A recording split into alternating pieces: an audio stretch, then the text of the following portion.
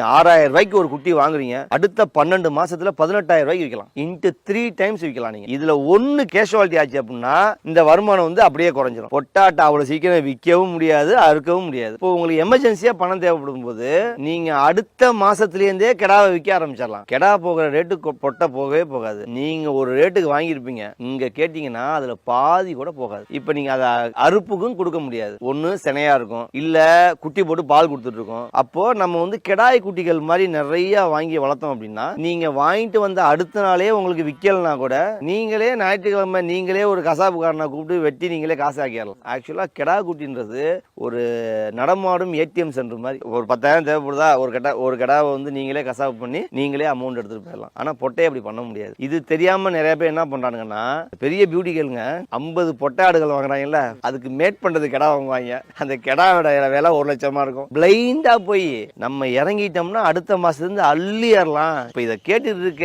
ஐடில எத்தனை பேர் ஆரம்பிச்சானா அவனுக்கு எல்லாத்துக்குமே புரியும். ஏன்னா அவ்வளவு ஏமாந்துருக்கான் அவன்.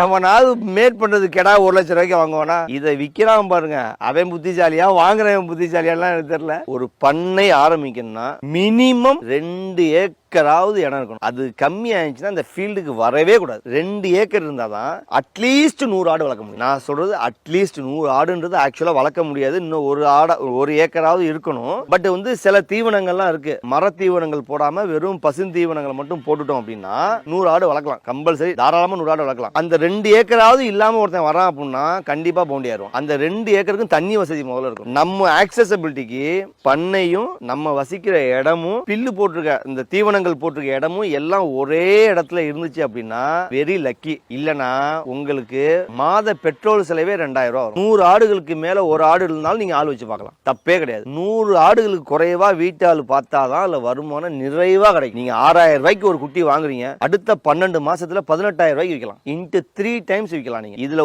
ஒன்னு கேஷுவாலிட்டி ஆச்சு அப்படின்னா இந்த வருமானம் வந்து அப்படியே குறைஞ்சிடும். பண்ணை பட்டியை விட்டு ஆடு வெளில போச்சு அப்படின்னா 2 விஷயம் பார்க்கணும். பட்டியில வந்து நார்மல் ஆட்டு புழுக்க இல்லாம ஏதாவது கழிஞ்சிருக்கா? முதல் திங். 50 ஆடு வெளில போகும், அப்படி தீனியை வெளியில வச்சுட்டு விட்டோம்னா 50 வெளில போகும். அதுல ஏதாவது ஒண்ணு சோனியா நடந்து வருதா? இது பார்த்துட்டோம்னாவே நம்ம வந்து ஒரு பண்ணையை வந்து சக்சஸ்ஃபுல்லா நிர்வகிக்கணும். அன்னைக்கே பிடிச்சிடணும். அதை அன்னைக்கே பிடிச்சி தனியா குவாரண்டைன் பண்ணி என்ன பண்ணுது, ஒரு நம்மள்ட்ட எல்லா மாத்திரையும் இருக்கும், நம்மள்ட்ட அந்த மாத்திரையை கொடுத்து உடனே சரி பண்ணணும். இல்லையா நம்மளால முடியல அப்படின்னா டக்குன்னு டாக்டரை கால் பண்ணி வர சொல்லி அதுக்கு ரெமெடி பண்ணணும். இல்லைன்னா நீங்க ஹாஸ்பிட்டல் கொண்டு போயிடணும். இது யாரும் பாக்குறது கிடையாது. இப்ப லேபருக்கு அது தெரியவே தெரியாது. அவனுக்கு என்ன மாசம் சம்பளம் வரப்ப போது, அவனுக்கு ஆடு வளர்ந்தானா வித்தானா அவனுக்கு அந்த கணக்கே கிடையாதுல்ல. சோ அதனால அது ஃபெயிலியர் தான். நான் வந்து ஒரு மாசத்துக்கு 1 லட்சம் ரூபாய் என்ற ரேஷியோல தான் உழைச்சிக்கிட்டு இருக்கேன் நான். இப்ப அந்த 1 லட்சம் ரூபாய் ரேஷியோ எனக்கு மாசம் மாசம் வருமானம் கிடையாது. இப்போ ஒரு ஆடு நம்மள்ட்ட வளருதுன்னா ஒரு மாசத்துக்கு ஒரு ஆடு 1000 ரூபாய் நமக்கு வருமானம். அப்ப நீங்க 50 ஆடு வளர்த்தீங்கன்னா 50,000 வருமானம்.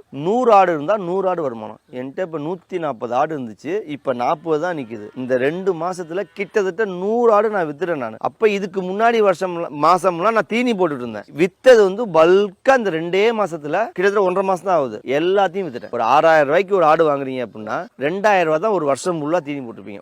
வருஷம் ஃபுல்லாவே ஒரு ஆட்டுக்கு 2000 ரூபாய்க்கு தான் நம்ம தீனி போடுவோம். அதுக்கு மேல எல்லா செலவு எவ்வளவு செலவு வச்சா 2000 ரூபாய் 18000 ரூபாய்க்கு விற்கிறோம். அப்படிங்கும் போது 6000 ரூபாய்க்கு ஆடு வாங்குறோம், 2000 ரூபாய் செலவு, 8000 ரூபாய், மீதி 10,000 ரூபாய் ஒரு ஆட்டுக்குடிக்கு வந்து லாபம். அப்ப நம்ம எத்தனை ஆடு எவ்வளவு ரேஷியோல வளர்க்குறோம் விஷயம் இருக்கு.